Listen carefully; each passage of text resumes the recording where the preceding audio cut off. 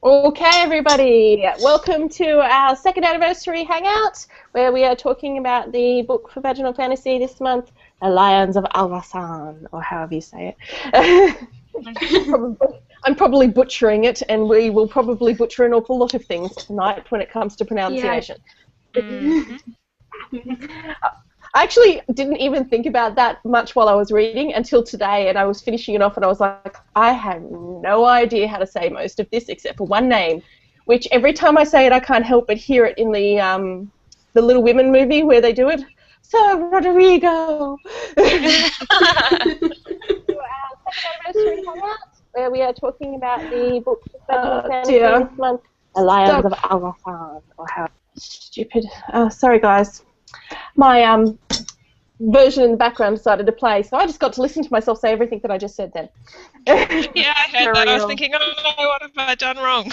No, it was me. I don't know how you managed to hear it, though, because you shouldn't be able to hear it with my headphones in, but... Magic. Yeah. Anyway. Does anybody know that scene in Little Women, like the Susan Sarandon version, where they're doing the plays and they're all like, Sir Rodrigo? Yeah, I haven't seen it in a while. Oh, God, I know it so well, and that's the problem. Every time I read that name, that's all I could hear in my head, and I was like, At least I knew how to say one of the names. All right, guys, shall we start off with a general how did we feel about the books? The book, sorry. Did anybody read the second book, by the way, before we go? Because I need to know if we need to cover it. Oh, I've got... I started reading it. Yeah. No. Okay. I got like maybe 10% through. All right. So we'll skip over that unless anybody wants to say something about it. So, Olivia, would you like to start off with how did you feel about this book? Okay. I actually thought the hangout was next Monday, so I was meaning to start reading it today.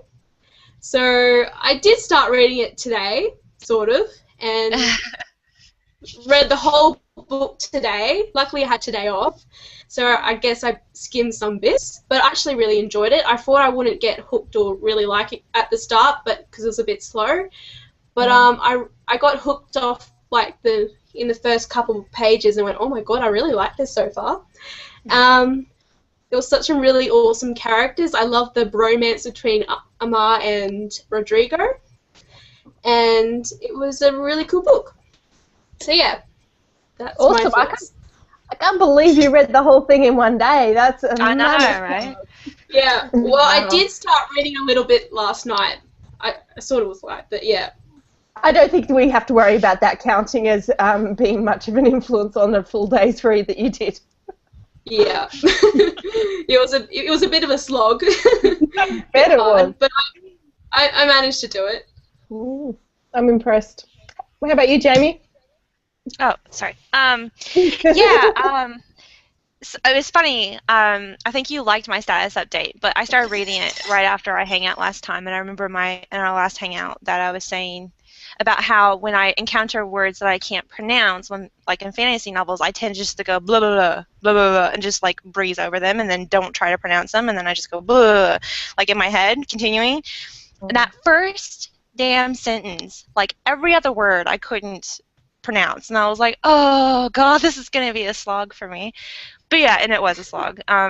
It seems like a very good novel. It seems to be relatively well written, but it was too slow for me, and in every sense of the word, it was just so slow, and I didn't like it, and I didn't like the pacing of the story, and I didn't like the story itself, and I think because I'm extremely busy all the time, so I don't really have a whole lot of time to sit down and actually enjoy and engross myself into a heavy novel like that.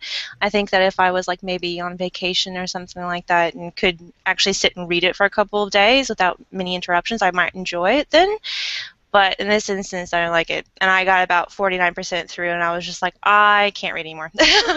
And then I stopped. So, unfortunately, which probably is a very good novel. I just current circumstances, busy work, study, just couldn't get into it. And at that point, I was like, life's too short. I cannot possibly spend any more time reading this. So, and I gave up. Just to be sure you're okay with spoilers for tonight then.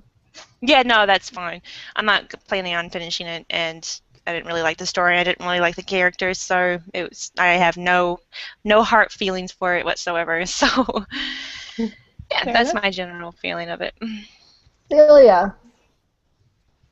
I have totally the opposite reaction because it was one of my favorite books. I think I must have first read it like when I was 20 or something and studying medieval history. So it's sort of, I think if I was reading it now for the first time, I might find it more of a slog. But then I really connected to the Jewish, Arabic, Christian sort of, I don't know, what do you call it when someone creates a fantasy culture based on a real one? Anyway, I really enjoyed that bit of it, and I thought it was so romantic and intense, and wept my way through it. And reading it now, I'm a bit more. I sort of thought, it is a bit overwrought. Like everything is so intense, everyone is so honourable, and there's so much at stake for everything and every decision. And I still enjoyed it, but part of me was going, oh, come on, this is a bit much. But I do really get it. Like the friendship between Amar, I'm going to say, and Rodrigo and Jahane. How are you guys pronouncing Jahane? Jahane. It's not that, is it? Jahane.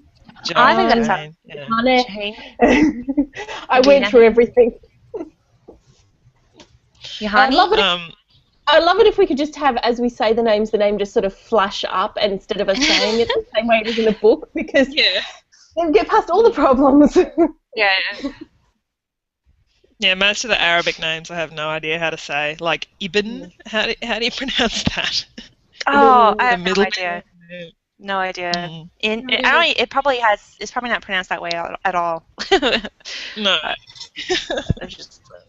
The last names in particular were hard for me. I found the last names in particular very hard, and especially because he kept flicking between using last names and first names, and I'm like, oh, which was that guy? I can't remember his whole name. God. Yeah, that got me too. There's so many. But I think I skimmed a little over the political stuff as well. I found that a bit, especially when they started going different. This city, this town, this province, blah, blah, blah, blah, blah, they're doing this in the battle and that, especially in that last 100 pages or so, I was just like, yeah, okay, who ends up with who, for God's sakes? It's kind of odd pacing, isn't it? Like you go really slowly, slowly through the first bit of the book, and it's like, and we'll just summarise years of warfare, boom, boom, boom. Here's the ending. Yeah.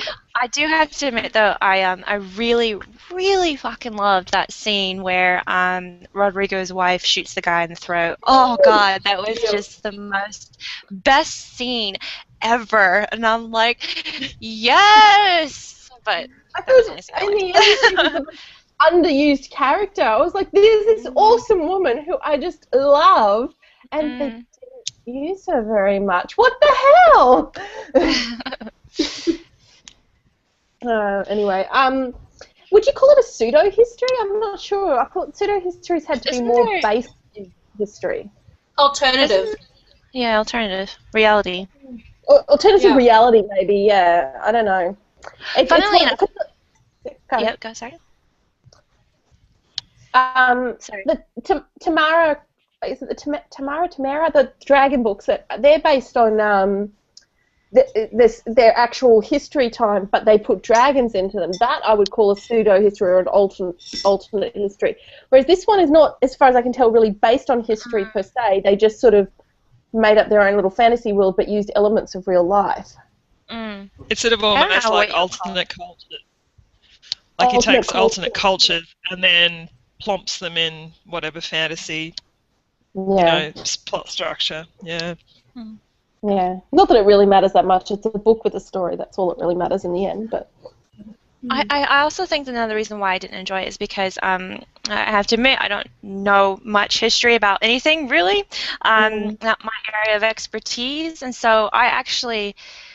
Not only was I not able to connect what was happening into the story to knowledge I should have had about history of our world, but I also didn't know that there was supposed to be a connection at all. So I thought that these people and cities were like entirely made up, and I had no idea that they were supposed to be connected to Jews and Christians and Muslims and the history of that happening in Spain or whatever. No idea until I got pretty close to stopping my read. So that might have actually influenced in me like relating to it a bit more, I guess. Maybe it was a bit overwhelming though, just taking it sort of at its without realizing that it actually has sort of almost a history to what's already happened, you know? But I sort Like, I of had no felt like it was I thought it was elaborating on the idea, but very muchly elaborating. As far as I'm aware, it's not really historically accurate at all. Oh yeah, I know it's not that. It's just that I didn't have any idea that that you know the Kendraths are the Jews and like the horse people were the Christians and the other ones were Muslims. I didn't draw those parallels, I guess you could say, and it made it a bit more difficult for me to understand what was happening, if that makes sense. But I think if you weren't enjoying it, though, you wouldn't have enjoyed it with that thing That's in true. mind anyway. Like, Yeah, that's probably yeah. true, actually. But I was surprised to find out about that when I stopped reading pretty much, and I was like, oh, well, maybe I would have liked it more if I had known that.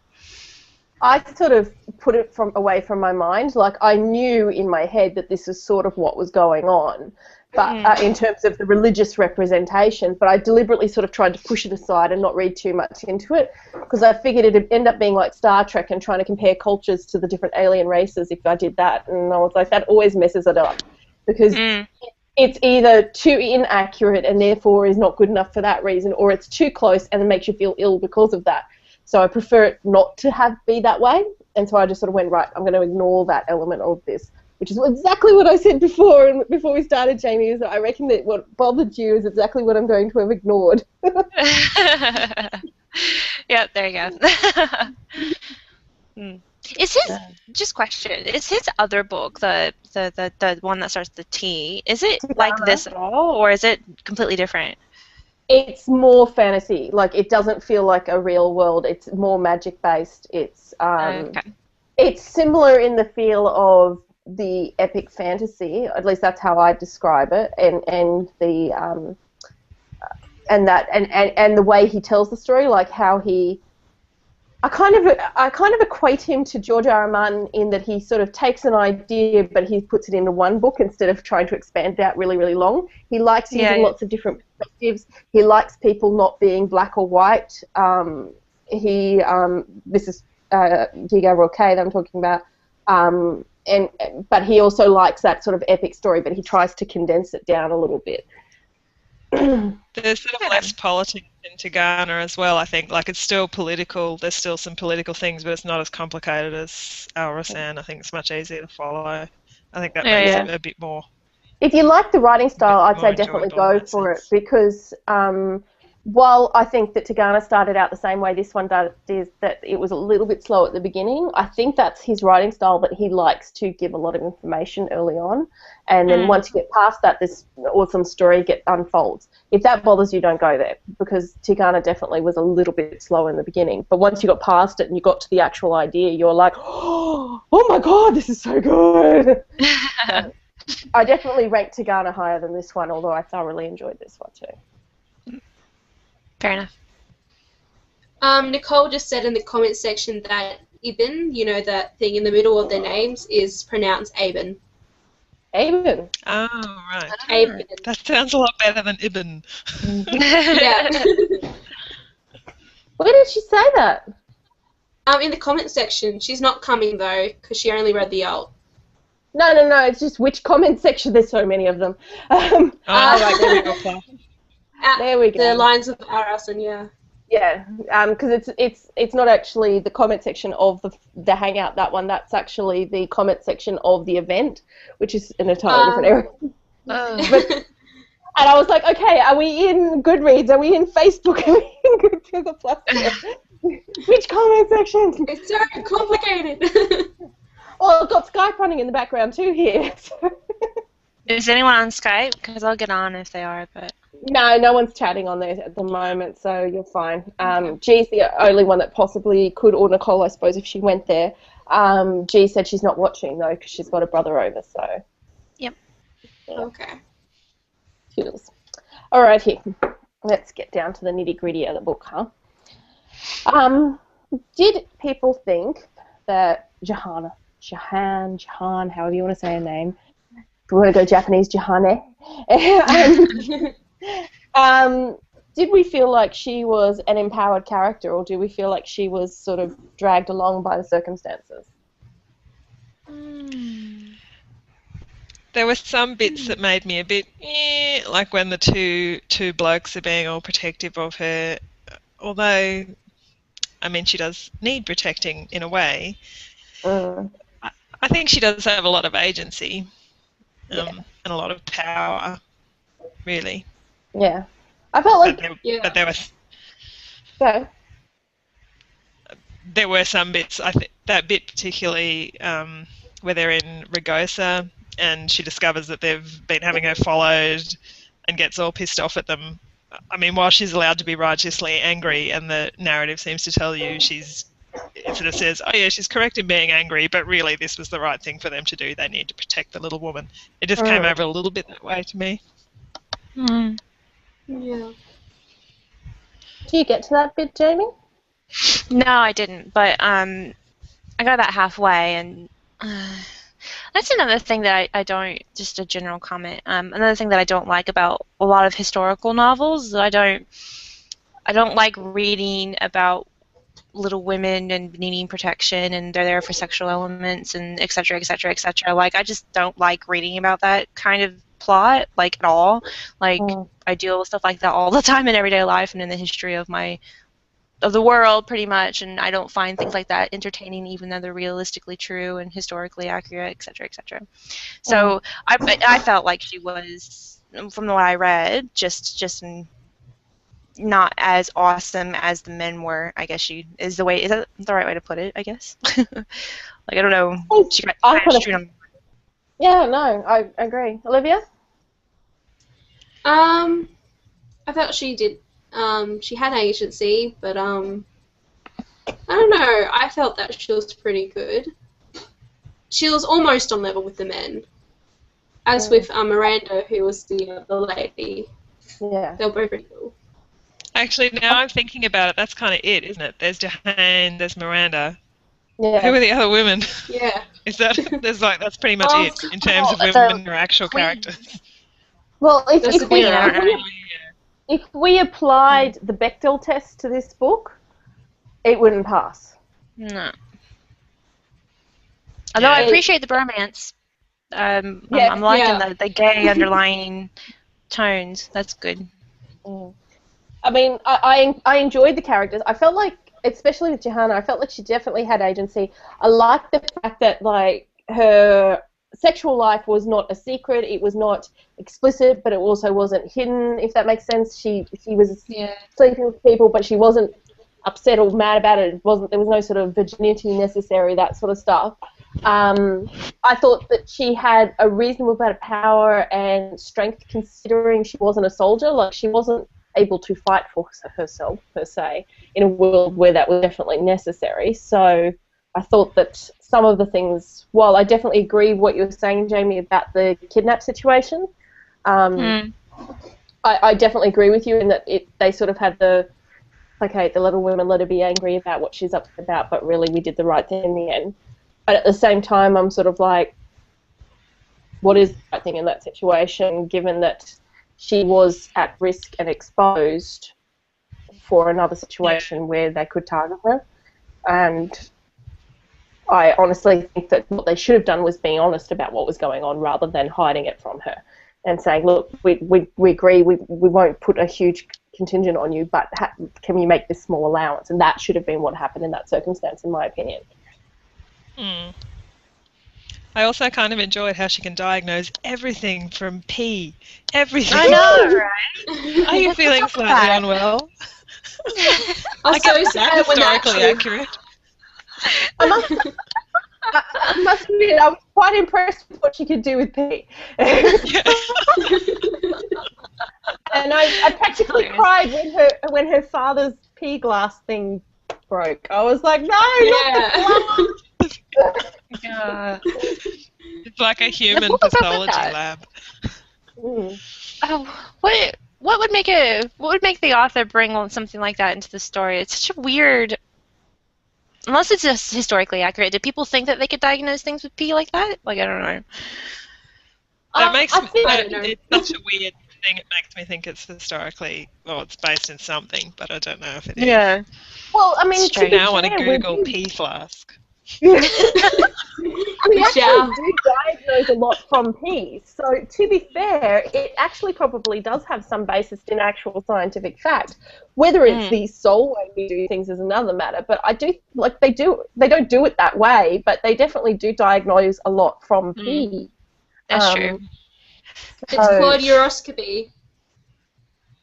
Oh, God. It's a hilarious. name. I'll just show you. Imagine carrying around a flask that's held hundreds of people's pee. Like, Yeah. ugh. That was the thing that I was sort of like, is she washing it out in between? What is she doing?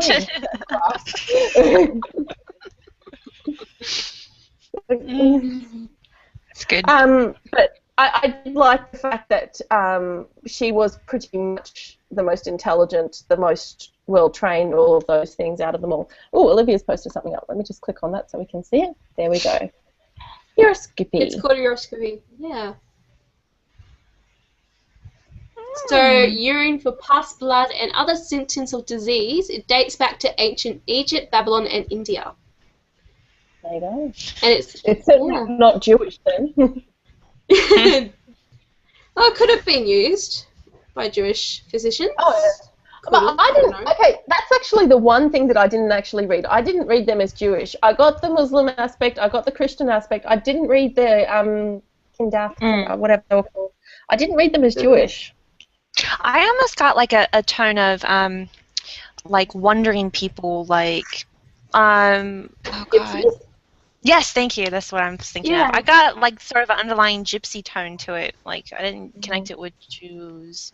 But well, to be fair, the Jewish have the wandering aspect to it now that I reflect on it. But I don't know. They just the religion aspect, the way they viewed, like the other religions viewed their religion. I was sort of like, that's really weird and barbaric the way they view them.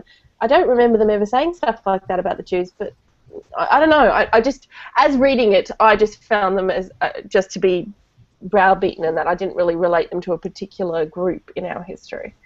I agree with you there. I wasn't actually thinking them as relating them to our religions, modern religions, but more of, I could guess that it was Spanish and the Moors and things like that. I didn't actually read up what was actually based on, but from reading it, I thought it was, from the names, it seemed like Spanish and Arabic Well, it's people and definitely things like that.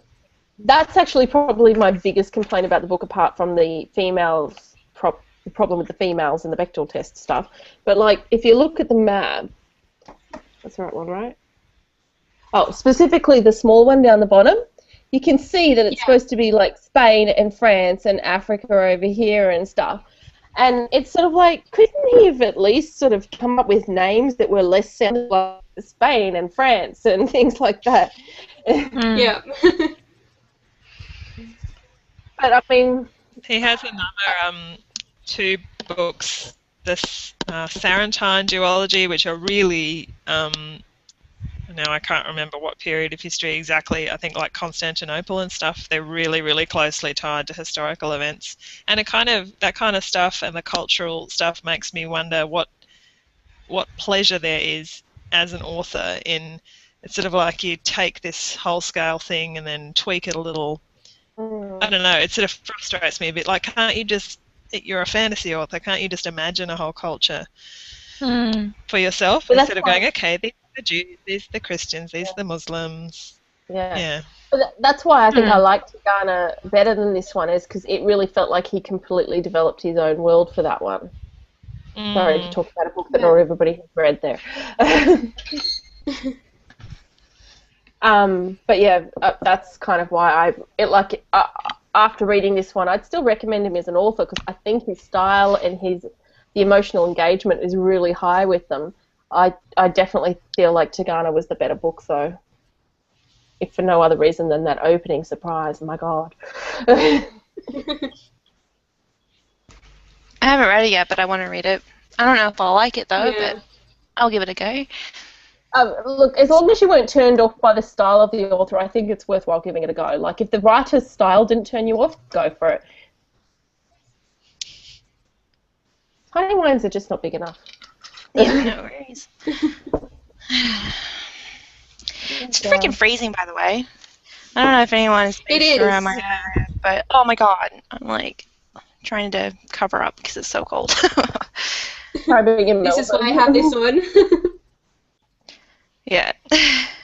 I've got like a sweater and like a blanket. I'm only warm because the house heat is turned on and I've got all the doors and windows closed, and so this room is actually quite small and it just gets kind of hot and stuffy in here. Oh, do you know what I would give to have that right now? Well, the rest of the house doesn't. This is like the one room where it actually works well. The rest of the house, it's because it's high ceilings and open house and things, it doesn't work that well. But in this room, it works very well, and nobody can sit in here but me because I like hot. Anyway, way off track. What a surprise. Okay, what else are we going to talk about? Flicking, thinking. Point of view. Thinking. Sorry? There was too many point of views, I thought. That's definitely his style. Yeah. I know, it just got so confusing. Who are we talking about this time? Who are we talking about that one? There were so many characters, and I was going, okay. You just get a bit lost through it.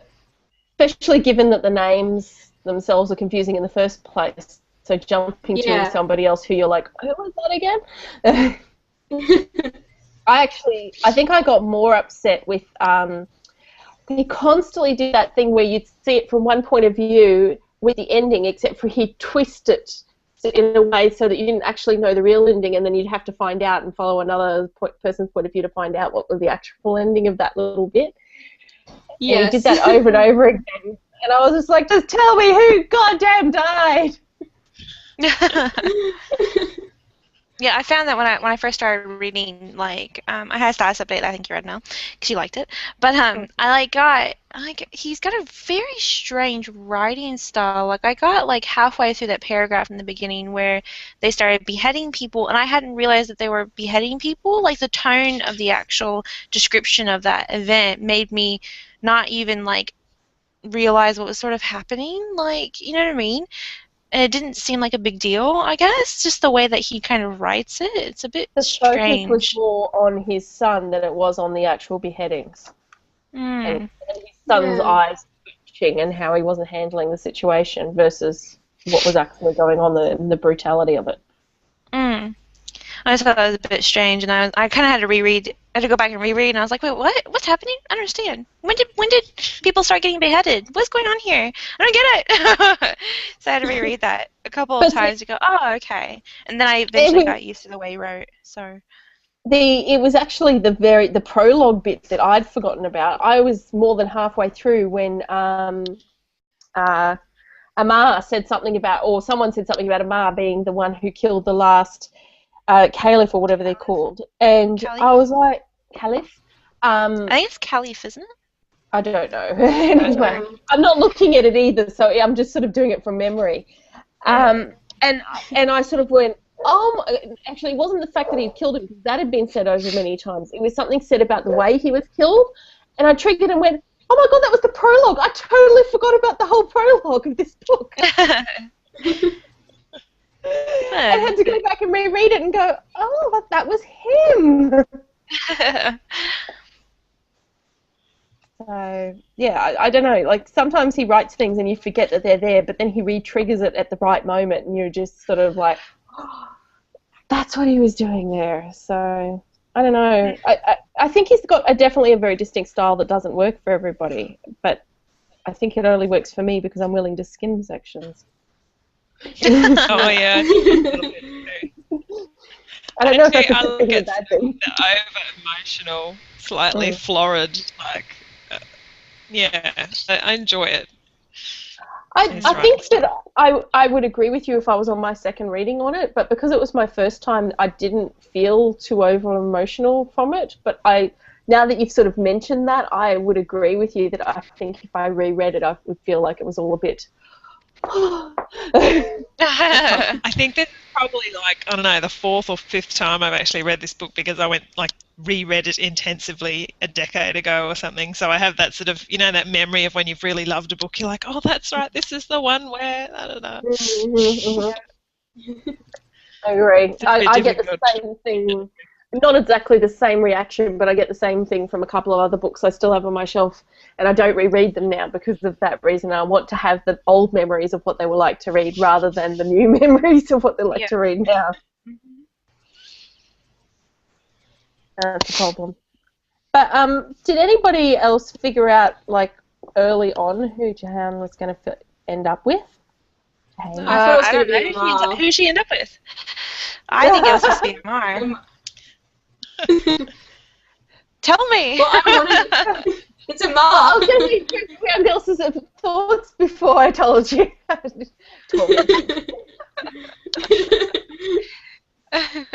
I suppose, actually, Silly, you might not even be able to comment on it because you've read it so many times now. You probably don't remember your first reaction.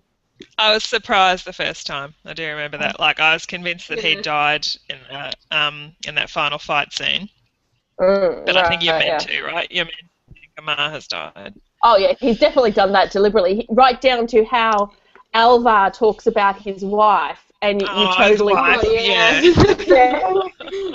And you totally fall for it, and then he introduces her, and you're like, wait, who's she? What the hell? Where'd she come from?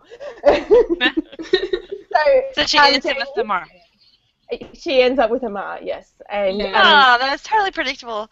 I predicted it right at the beginning, like at that very first scene with the two of them, and then totally just like dismissed it throughout the rest of the book, and sort of went, I have no idea now. And sorry. Yeah, sorry, I didn't interrupt you. Go ahead.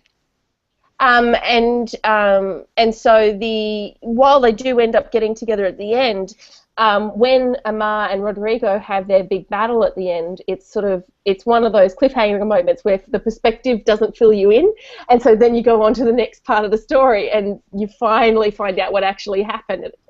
God, he's mean. I have to know, does Rodrigo cheat on his wife? No. No. Oh, that's good, because I was thinking, if he does that and she's such a fucking kick-ass wife, I'm going to be so angry, because she obviously doesn't want him to sleep with someone else. So I don't know if he's going to sleep with Jahan or not, because it seemed like they had chemistry, but I wasn't sure. He kind of says... Go, Celia. Sorry, you go. They basically have a scene towards... Sorry. Lag. Celia, go! He admits at one point, if you'd come up to my room, we would have got together, basically. And she says, do you think it's possible for a woman to love two men? And he says, only if a man can love two women, or something like that. I've forgotten. But basically, they admit that it's possible to be in love with more than one person. And I must admit that I did not read it that way. Celia, your interpretation is so overdramatic.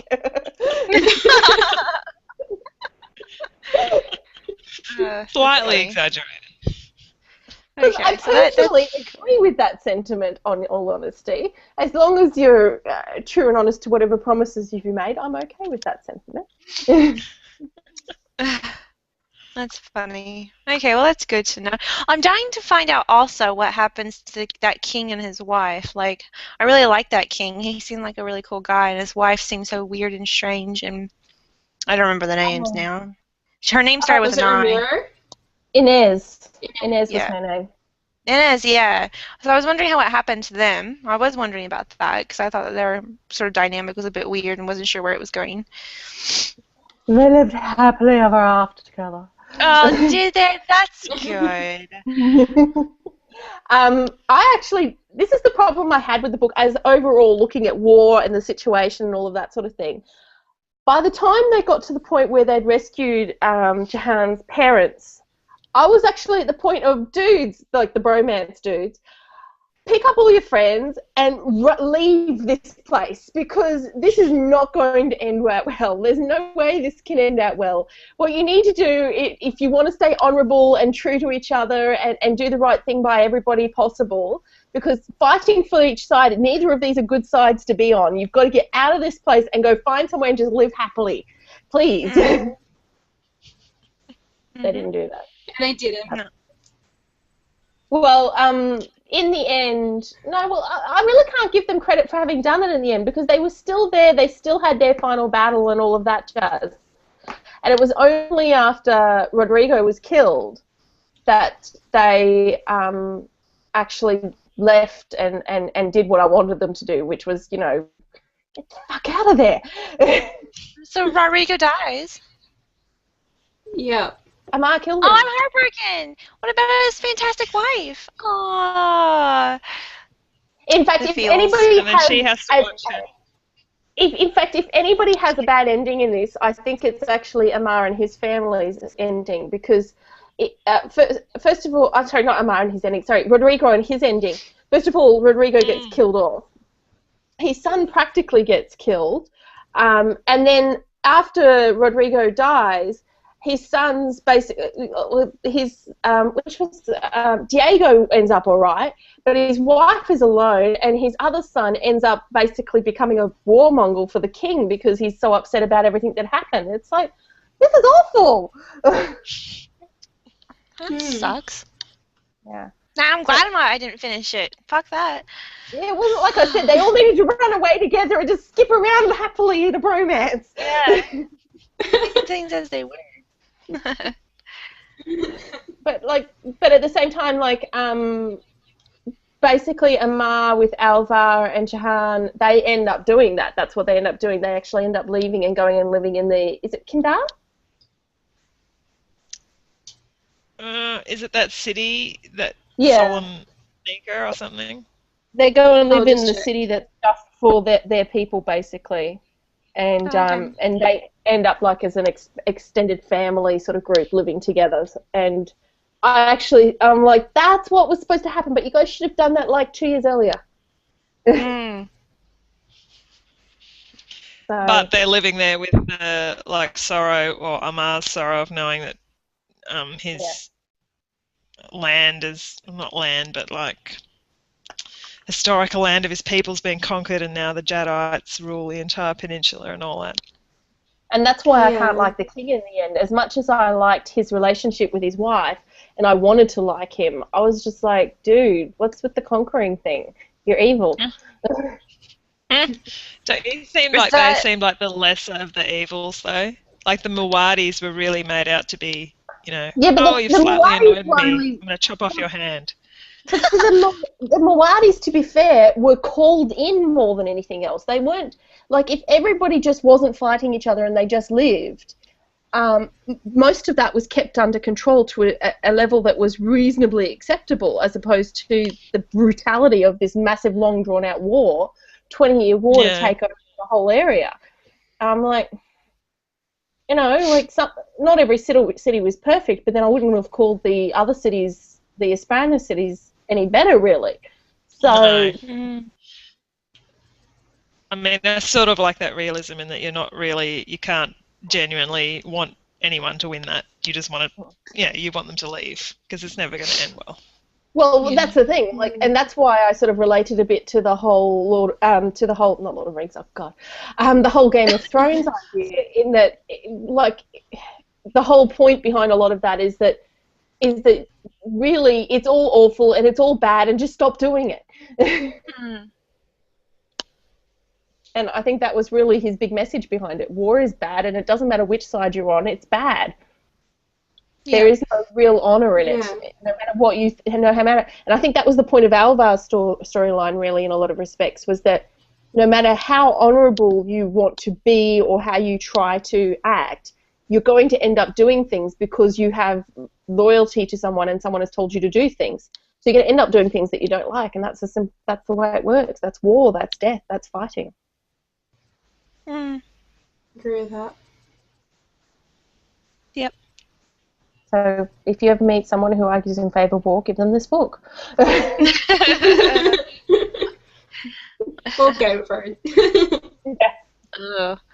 God, I hate that book. Which book? I really hate long, drawn-out political type books, man. Ugh. The TV show's okay, though. Oh, you're talking TV about shows are right. Game of Thrones? Yes. Yeah, no, I'm not reading the books and I'm not watching the TV show anymore. I'm totally with you on that. I'm not big on political stuff anyway. This one had enough balance that I was okay, and also because it was one book. Any more than that, and I would have died from this because it was just way too much political, way too much good people doing bad things and stuff like that. Mm-hmm. Sad. Made me sad. I just wanted the bromance, the skipping down the streets together, being happy. I know, right? They should have admitted to their love for each other. Mm. Well, I mean, and I think that's what made it worse, really, is that they took it this far, even though they knew how much they liked and loved each other, and they actually got to the point where they still just did a one-on-one battle with each other. It's crazy. Stupid. Just stupid. Actually, this is a good question for you, Cillian, but you as well, Olivia. Why did they have that battle? I didn't feel like I got an explanation as to the why or what was the point of it, apart from the fact that it was sort of a big lead-up to doing it. I think was a solution to both armies meeting and being kind of equal, and so they decided, it's not really, as far as I remember, it's not really explained, and I was skimming a little on this read. And no, that's fair. Oh, yeah, let's get to the good bits. I must admit, I finished about 200 pages today myself, so I can't say that I read every word either, but, well, we know I didn't read every word, I've admitted to that, but just that particular element of it, I was like, okay, so generally speaking, when you have a one-on-one battle like that, there's a specific outcome that the one-on-one battle was based around. But there was no explanation of that. And I know that which I just found really strange for his style of writing, where he explains so much of what's going on with the politics and the battles and all of those things and the point of them all, that this particular one, which under normal circumstances I'd be like, right, well this was the whole lead up to for this bromance situation anyway. But why didn't he give us one sentence of, oh, okay, and so they won this city because of it? Wasn't it because... I remember... Yeah, go. Oh, this is just a theory. I can't remember the specifics, but wasn't it because they wanted to keep the culture of Al-Rassan from the Jedites? Because they know that the Jedites wouldn't... they'll sort of get rid of the culture, like dissolve it, really. So it was sort of to just a battle to just stop them. I don't know. In that way. Maybe, because I didn't reach the end, obviously, but I've just read where they've met, and that's what's most recent in my mind. And I can remember in the description of them actually seeing each other for the first time, he describes about how they both know that it's going to have to end in a battle with each other or something like that. I think it's more to do with macho-ness or something along those lines than anything, because that's what the description of when they actually saw each other for the first time, that it was going to have to end in a battle or something like that. Some description of that sort. Maybe I'm not enough of a man to just accept it as a battle rather than a reason. It does seem like it's more of a destiny thing than a actual realistic thing that would happen when two armies are meeting. Yeah. Excuse me, we've got to have our destined bromance battle now, you guys. Just stand back. We're going to head out. And we'll just let our two commanders do it. You know, we're not going to let it go out by all of our other soldiers and things. We'll let the commanders battle it out and let one of them die. They just need to whip it out and compare the sizes. Sure. Oh. I understand what you're saying too, Olivia, about the issue being about the religion and their culture and everything. But I think that was the point of the whole war itself, and who got to rule, rather than being sort of that particular battle, because that was a 20-year war. That war to decide who got to be the dominant culture. I sort of thought. I thought it was a year later, after they after Well, the Fazana massacre. their battle's a year later, but it's 20 years until the whole peninsula is conquered. So. Oh, I thought you meant the battle where they fight each other, like. No, I mean your aspect of the cultural aspect. That one was the 20-year war, rather than being a one battle thing. Whereas a single battle like that is usually over a piece of land or a city or some particular thing. It just, I don't know. It wasn't pointed out, and it probably doesn't really matter in the end because it was really the, like you said, like you guys said, it was like the destiny of these two to have this fight, and so that was the point, really, I suppose. Yeah. Maybe I need to be a man and a lot less pragmatic. Well, instead of them making love like they should have, they just decided to kill each other. They didn't need to make love. I just wanted them to hold hand and skip. That was all I needed. Otherwise, Rodrigo would have had to be unfaithful to Miranda. I didn't want him to do that. I just wanted him to hold hand and skip. That's all. Yeah. He skipped onto a sword. Unfortunately. Yeah. It's funny, just a tangent. When I was in university way back yonder in the States, I took, I for a very brief, short amount of time, I almost decided to do a sort of Greek historical type of degree. And so I took some Greek classes. And I can remember this doing like ancient Greek literature class and talking about, and the professor telling me, telling the class, pretty much whenever you read about some sort of sword in battle, it's really just a metaphor for their penises and seeing which one's bigger or not. And so every time now that I read about any sort of sword fight, I think about penises. She's ruined me for life. That one. There's a lot of talk about short swords in this book too, so you know. So, funny little thing, by the way. So when you said skipping and then falling on a sword, that just made me laugh hysterically on the inside. So, horrible picture.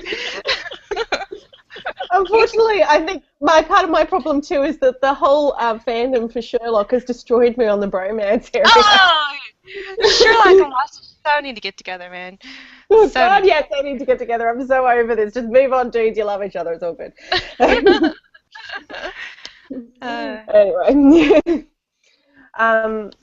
But yet, actually, the only point that I felt really, really upset, like I was going to cry upset, was when Velez died. That was awful. Who's I thought it was going to be Alva who was going to die, but and then he twisted. Yeah, twist again, see? Twist! Twist! Jamie, Velez is Jahan's servant. Oh, he dies? Oh, that's sad. Very sad. Did he do it saving someone? Kinda. He sort of interrupted Rodrigo getting murdered. Oh, it's a horrible part of the book then. It's kind of awful. I kind of like this, the best bits for Jamie. Oh, and then he dies. Oh, no. At least he doesn't saving Rodrigo, though, right? Yeah. But see, on the other hand, I'm sort of like, probably Rodrigo would have lived anyway. Like, he said, I don't know, that battle to me seemed like he kind of got out of it without Velez's help. And Velez was just, unfortunately, a sideline casualty. So, at least that's how it appeared. Yeah, the elderly. Sorry, Celia? Oh, just the elderly servant. You think he wouldn't have really been a huge help against this sword. And he seemed, if I can't remember now, actually, I kind of read this whole scene very quickly, but I feel like by the time Rodrigo got down to the ground, because he did his whole rope trick off the balcony, by the time he got down to the ground, I think he'd already been stabbed at that point. Velez had already been stabbed at that point anyway, so I'm not really sure if he'd actually managed to do anything or if he was just a casualty, which is worse. Useless character death. Well, it's just one of the things I thought was really interesting about the book was that and I actually thought it was really good for this reason, a good portion of the really emotional, oh my God, this person's died scenes were people who were very innocent and shouldn't have been killed in the in all of these shenanigans. They weren't the right person to die. They weren't it wasn't Rodrigo who is actually involved in the politics or is a soldier and things like that. It was this innocent standby slave who had been dutifully serving the family for years, and that I think is more tragic in a lot of respects because he's an innocent standby, really, essentially. Mm. Yeah. Same with. I think one bit I found really sad, though it doesn't turn out sad, is when Diego gets hurt in that battle, and both Rodrigo and Miranda thinking that he's dead, and then the life-saving surgery and everything. That's a great bit. I love that bit. That was a really good bit. But it's the same. That ties into the same idea for me, that he's this innocent standby who essentially got. He may as well have been murdered, even though he obviously got saved in the end. It had the same effect because you totally did think he was dead, and so you got all of that emotional stuff before he was eventually saved. Anyway, so. And how many other innocent bystanders die in that scene, like the whole village and. The whole bit with the fact that he was even there at this battle is one of the major reasons why I was really upset with that king, because I was just like, dude, you don't take this guy who's you want to re-recruit back into your armies, children at 13 into war. One of them's going to die. It's as simple as that. One of them is going to die. I knew it as soon as they were taken by the soldiers that was going to happen. I was like, dude, yeah. That's sad. Question. Do you know what happened to Almanic? If that's the guy who killed his father, and he wanted Amar to come back and help him. Oh right, The king, the boy king, basically. Yeah. I have no idea what happened to him. I was like, I thought they wanted. I don't know. I assume he got killed eventually. I don't know exactly at what point it happened, but I assume he got killed in the end. Yeah, probably. Yeah, I don't think it's really clear what happens to him personally, just that he loses eventually. What about his brother that was with the Muswardis or whatever? What happened to him? Did he just die? Did they just kill him? I think they probably killed him in the end. I mean, they cut his hand off within about 5 minutes of meeting him. He probably got pretty annoying very fast, and they killed him because they didn't have a lot of tolerance. No. Probably. Can't really I was glad when that brother ended up dying. I've forgotten his name, the one who chops up his hand. Oh, yeah. Well, they all end up dying in the end, don't they? Like, essentially, because they lose, so. Yeah. Who kills them? Jedi's? Yeah, it's in some battle. I can't remember which. Oh, yeah. There's It's in the rush bit at the end. At the end, like, time starts moving really fast, and they just sort of like battle, things die. Here's a little scene to catch up with people. Battle, scene, people die. 20 years have gone by. Oh, God, I'm glad. I'm not I sure. was just thinking you would have enjoyed that pace better. Maybe. I probably would have gotten so used to the slow-ass shit that by that point I would have been like, I can't take this no more, and just thrown it across the ring. As much as it was really fast, I actually think it was better done than trying to cram it into, like, a couple of months. I thought it was a more realistic pacing of how these things would have happened, so I kind of appreciated it from that respect. Although the ending had a bit of that Harry Potter-esque, however many years later at the end. These characters marry and have babies. Yeah, basically. Fair enough. Which is okay. You knew most of them would. Anyway, it was only Alvar who was a little bit. Even actually with him, I kind of thought quite early on that I was like, not early in the book, but much earlier than you actually found out what happened to him. I was like, oh, he's going to totally become a doctor. How did I know that? I don't know. Something clued me into it. Yeah. Who is this? Alvar. Yeah, at some point, well before we actually got to that final scene and you found out that he became a doctor, I thought, actually it was while he was doing his internal debates, and he was they were traveling and he was doing all of his internal debates and he was like, I don't think I can do being a soldier. I've got too many feelings about all of this, you know, the good and the bad and all of this sort of stuff, and he's thinking about everything so hard, but he doesn't really come to a conclusion. And I'm thinking, dude, you need to stop being a soldier and become a doctor. Is this the guy that was in love with Jahane? Mm-hmm. Yeah. On first sight or whatever, like the young boy or young man or whatever. Yeah, okay. Young man. I never really got a feel for how old he was supposed to actually be. I think he I was think supposed to he be was like 20. 19. Yeah. Okay. My age. Really? Aw, you're like a baby. I know. You're just so old. I think Georgia is the same age too. Aw. Yeah, so that makes him, he was a bit younger than I thought. I thought he was probably in his early 20s, and I thought he was only a few years younger than Jahane, so that's a bit more, that's more like 10. Hmm. Yeah, Yeah, I got the impression he was like 20 or even maybe 19. Because I was having debates on that, because like I've had a figure that probably most people in their world, like men, became soldiers at probably 15, 16.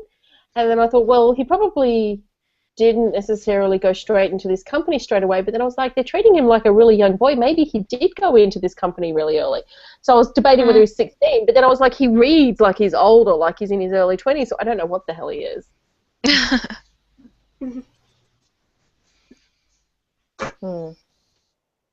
Anybody got any other questions or things to talk about? No. Well, it's harder when you haven't finished the book.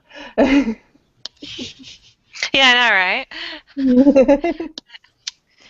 I got no more questions. I've just realised that the second book is Mistress of Death, which I'm currently reading, and I'd totally forgotten why I was reading it. I'm really enjoying it. Oh, you're kidding. I was just like, oh, I wonder what the second book is. Oh, that's why I'm reading it. Just go with it. Just pick up a book. I'm actually at the point where not only am I choosing not to read the alt book, but I'm also even not looking, because if I look, I find it's something I'll read, I may want to read it, and I'm like, I don't have time. No time. So I wait to find out if anybody reviews it. Yeah, well, like if it comes up in my feed and people are like, oh, this is really good, you should read it, I'll go check it out then. But I don't know why. I wouldn't classify it as vaginal fantasy at all, though. I don't know why. Well, maybe fantasy either. It's a bit romancy, but yeah. I would only call this a romance in the scope of the old school term romance, like we use for the paintings and things, more so than the terms of a male and a female, or whoever falling in love and stuff. That aspect of it is very minor in terms of what happens in the book, I think. So far, Mistress of Death has an awesome woman doctor, which I guess is similar. That's maybe why they paired them. Awesome woman doctor, and really, really graphic descriptions of children being killed in sexual ways, which is, Yeah, I think I'll skip that. Totally skipping it. I also started it and then stopped and then limbed it as well for the same exact reasons for the other ones. Actually, the writing is very hard to get into. It's very wordy. I don't like the story. It's irritating, and not to mention the characters are just all horrible. So yeah, and I understand what's going on, so I stopped. It's funny because this is actually the first time I think I've totally been into Kyla's pick. Like, usually her style is definitely not my style. Yeah. God, that book that we actually canceled the hangout for, the Henry VIII one. Oh God, that book was horrible, absolutely horrible. I also limbed that one too. Yeah, that was hers. Yeah. I don't think me and Kyla have the same taste in books. Oh, I would have said the same thing before now if it wasn't for this one, but at the same time, I'm like, well, now hearing about the second book, I'm probably like, yeah, probably back on board with the Kyla and I don't have a similar taste. It's not that we totally dislike this, like she likes totally different books to me and that. It's just that every time she picks when she takes the lead, I'm never really much into what she picks. This was an exception, but I think if I hadn't already read Tagana, I probably wouldn't have done as well with this one by itself. Or even maybe even have read it, I probably would have lemmed it without even reading it because I knew the author was good, that was all. So Yeah. and then bought a really nice copy because I knew the author was really good. It's worth it. He's worth it. He's a good author. Yeah. It's a bit of a shame because I actually really like... I don't like political plot-driven type of books, but I actually really do like long, drawn-out books and books difficult to read and stuff. I actually really do like that. It's just... I'm too busy. I can't read it, so it's all just irritating me because I can't get into the books. So, which is unfortunate that two such big books had to come together, you know, in the same month. So... What was the other one? Oh, the two books and the Mistborn. Oh, right. Both of right. Oh, and the Mistborn, right? Okay. Yeah. Pretty full on couple of months. So. Well, see, that's the thing. Why I'm sort of questioning that because I'm sort of like, from what I understand of what I've seen you read, or at least from fantasy in general, most of them are politically based, at least partially. Well, the Mistborn books, like I've described before, like it's just below that bar where it doesn't bother me, the politicalness of it. And I also really love Kushel's Dart as well, and that's a little bit more politically than what I usually like, but I just love that book anyway. And that's a really big, drawn-out book too. So I actually I probably actually would like these books had I not had to read them at this point in time. So. What about you guys? Do you think that political policies, I blame the wine. I blame nothing else but the wine. Glass and a half and I'm gone, baby. Politically focused books, do they work for you or not? I actually really like those kind of historical, if it's historical fiction, political. Nothing to do with modern days. Oh no, I'm really into the 20th century Chinese political books, so I guess you could say I'm really into that, but yeah, I like it.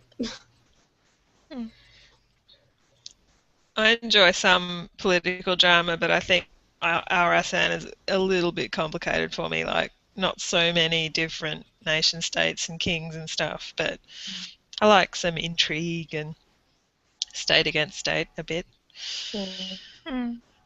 I think for me, I feel like I can deal with it as long as I really enjoy the characters, and I think that's why The Song of Ice and Fire has lost me, because he manipulates you so much with the characters, apart from the actual killing of characters, but even just the way he takes you from hating a character to loving a character to loving a character and hating a character to just not knowing anymore, and I don't care, I don't know what to do, that kind of stuff. Whereas, like with this one, even though I felt like the political side of it was quite a lot, I could skim over that and then just enjoy the characters still. Yeah. Yeah. So, see, I also like. I find I prefer reading from books rather than ebooks for especially fantasy novels, because I like having references to the map as much as possible. Like when we're changing the story or the perspective in a more different area of the map, I like seeing the map over and over again to kind of get a gauge of where the story is happening and where the movements are happening and things like that. I think it's another reason why I didn't get into it as much, is because on an ebook I couldn't easily go and look at the map and it's all too small anyway. So I didn't actually get to see that at all. I like to see that part. I 100% agree with you, because I was after the what do we call it? The ambush scene. After that point is when I started. I had no idea what was going on there. After that point is when I was constantly referring to the map. I was just like, okay, that's there, that's there. Oh, I didn't realize that was there. Oh, okay. And I could not find Bataria for ages. I was like, where is it? Because I thought it was a city, not a state. And I'm like, where is this freaking place? Eventually. But yeah, I have to agree with you. Like even, I don't know if you guys have looked at the Sword and Laser book that's been picked for next month. Even that one, I've gone and purchased the actual book.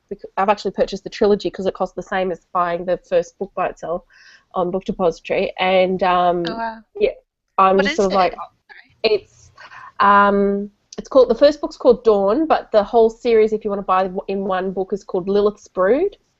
And the concept behind it is that humankinds were on the point of basically killing themselves off, and these other aliens come in and basically save us from ourselves. But there's a price, and that's kind of the cliffhanger point of the That blurb. sounds very familiar. That probably shown up on my feed a few times. Yeah, probably. I know a lot of people like marked it just to read once they picked it. It's by Octavia Butler, which yeah, female author of colour. Yay! So yeah, because finally I've been very upset with them with their picks this year. So yeah, that's. Well, they had N.K. Jemisin No, a they couple didn't. months ago. No, they didn't. That was for me. Did they? The only we did. female. No, we didn't either. Nobody's done N.K. Jemisin. I can promise you that because I've been following her for a while. I really want to read one of her books. Didn't we do 100,000 Kingdoms? Oh, wait, no, you're right. Sorry, I'm thinking of somebody else. But the 100,000 Kingdoms is Vaginal Fantasy. Yeah, okay, yeah, sorry. They did an author spotlight of it, though, which is very good, by the way. Yeah. Actually, sorry, I apologize. I was thinking of another author, Nindi or something. It's 2 N's. But yeah, you're right. So, Nindi, yeah, she sounds very interesting. But you're right. We read N.K. Jemisin, but they read her book for Sword and Laser, but it was years ago. This year, up until now, the only author that they've had who's female has been Trudy. No, Earthsea trilogy. Trudy Caravan? No. Earthsea trilogy. Ursula Le Guin. Yeah, Ursula K. Le Guin. That's the only female author they did in 6 months. And that's including, by the way, at least 1 month where they had 2 picks. And I'm like, not happy. By the way, as a tangent, that author spotlight on N.K. Jemisin is actually very entertaining if you guys are interested in looking at it. Yeah. I thought that was a very good author spotlight. They did a good job. They do. I'm not upset with them overall. It's just their picks this year have been very masculine, not just in math authors, but also in the books themselves have been particularly masculine and bloody and gory. Yeah. I haven't read them. I don't have time to read them. Well, so if I had picked between reading the Sword and Laser pick and reading the Vaginal Fantasy pick, I'd usually actually pick the Sword and Laser pick, but their picks this year have just not been up to my taste at all. So, not at all. Bad taste. Bad picks. Sorry, guys. I love you. I love you, Veronica. I love you, Tom. What? Yes, please. Ooh, that one's getting served. Okay. I am. Monday nights on nights like this are always the worst because I usually have to come up and do like a little online webinar for 2 hours and then do this, so I don't barely get a chance to do anything. So I get dinner cooked for me and I get coffee and tea made and it's the best. Oh, that's lovely. Sorry. I ran around cooking beforehand. I made spaghetti bolognese the fastest I've ever made it because I was like, I've got to cook it and I've got to eat it and then I've got to get in here and get everything running. I spaghetti bolognese. I had, he made curry, like this curry chicken thing on couscous. Ooh, He's a chef, by the okay. way, so he makes the best food. It's so good. Very, very lucky. Mm. No, I actually do pretty much all the cooking in our house, so I don't get cooked for. Not that I can say too much about. The only thing he'd do is beef stroganoff from a packet. So, yeah, I do lots of frozen meals and things, so yeah, it works. Yeah. Alrighty, guys. Well, I'm going to pack us up, if that's okay. Yep. Now, Yeah, sorry, just quickly, the Mistborn Hangout, it's in 3 weeks, isn't it? that's correct. Or is it 2 weeks? It's 3 weeks. It's 3 weeks. I actually checked it today because I thought it was 2 weeks. And I was like, okay, 2 weeks, I've got to get this Miss Book reading done. And then I looked at it and I was like, oh, 3 weeks, so maybe I will read something else in between. They haven't yet had the Vag Fantasy Hangout yet, have they? Felicia is on holiday in Europe, and so it's on the 8th. Okay, fair enough. It might be actually the 9th for us because of the time difference thing. That's why I think I thought it was this hangout was next week, because I was like, oh, the hangout hasn't come out yet for them, and we usually schedule ours after theirs, don't we? Yeah, well, I didn't know that they were going to be having it later when I scheduled it, and then I thought, well, I'm not going to push it back because it gets, like, everything starts sort of compacting when I push things back, and I thought, well, 1 month where we don't have it after the hangout is not going to... Yeah, no, that's fair enough. That's cool. Yeah. But yes, I can see how that would throw you, because I was totally prepared for it last week. As in, on Wednesday, I was like, yes, I'm home. I get to watch it live. That's awesome. I was all prepped up. And then around about 12 o'clock, I started looking around. I was like, nothing going on. There's nothing on the feeds. No one's talking about it. What's going on? And so I thought, I'll just go check that it's actually on today. Went onto the forums and went, oh, the 8th. Okay. Well, I'm still on holidays, and that means I get to watch it live still, so that's okay. That's awesome. I really want to watch it live, but I have to work and I can't. Never get to do anything. Work ruins everything. See, what you should do is change what you're studying and become a maths teacher instead, and then at least get the school holidays. Yeah, right. Oh, God. You've got the degree. I would love to become a professor. All you got to do is 1 year teaching degree for high school, and you can become a teacher. And we need more female maths teachers. I'm not kidding. I'm serious. Maths is so dominated by males. It's ridiculous. It's crazy. We need good female maths teachers. I speak as someone who. I don't think I could take the massive pay cut though. I've gotten too used to my pay. That I can understand with. It's that's definitely a problem. Yeah.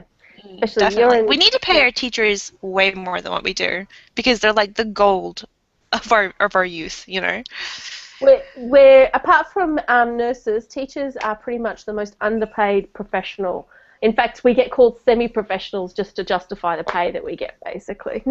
No, it's not fair. Yeah. Anyway, I've gotten over that side of things, and I just remind myself that at least I'm paid a living wage, as opposed to some places in America and jobs in America and other places where they don't even get enough just from one job to be able to live. So, yep, that's why I find myself very grateful to be living in Australia. Yes. Actually, how long have you been in Australia, Jamie? July 2009. I've been here.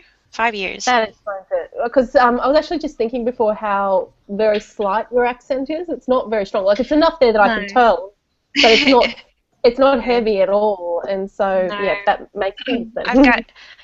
I've got this weird hybrid accent now, and when my strong American accent only really comes out when I'm really tired or when I'm drunk now. You get that which thing is when you talk to quite entertaining. When you talk to your family and friends, and they're like, "Oh my gosh, you sound so Australian." Yes, like when I talked to my brother the other day for the first time in a couple of years, and he was like, "Oh my God, you sound so Australian," and I'm like, it's just funny. And my dad is always like, "God, Jamie, you don't sound American at all anymore." I was like, "Well, that's what happens when you live in the same country for 5 years." So I got that I got Sorry? it after living in Japan for 3 years, and I had mostly American friends, and I had to teach American English. And when I came back, everyone was like, "You sound American," or "You sound Canadian," or something. And I was just like, yeah, I get Canadian. I've just picked up a few things. That's all. Yeah.